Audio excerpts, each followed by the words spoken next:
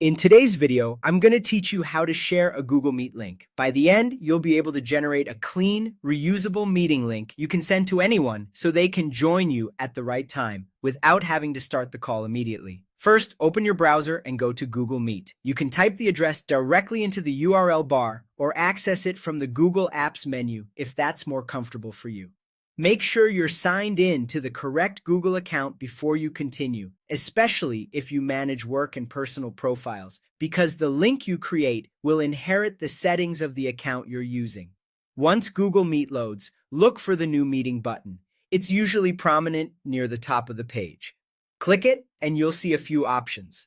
The one you want is Create a Meeting for Later. This choice is perfect when you just need a link you can send now and use at a specific time later.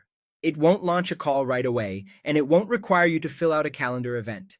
It's a quick, flexible option for sharing access while keeping control over when the meeting actually starts.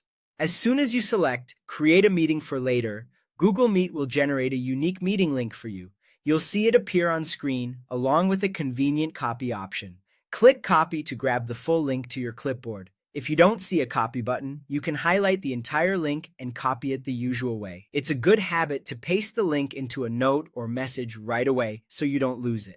When you share it, provide a short description and the date and time so your recipients know exactly what it's for. A quick tip: recipients might be asked to request to join depending on your organization's settings or whether they're using a different email domain. That's normal. Also, if you plan to invite a large group, consider letting them know to join a few minutes early so you can admit everyone smoothly. That's all there is to it. Go to Google Meet, click New Meeting, choose Create a Meeting for Later, and copy the generated link. Keep that link handy, share it in your preferred communication channel, and you're set. When it's time to meet, you'll just open the link and admit participants as they arrive. Simple, reliable, and fast.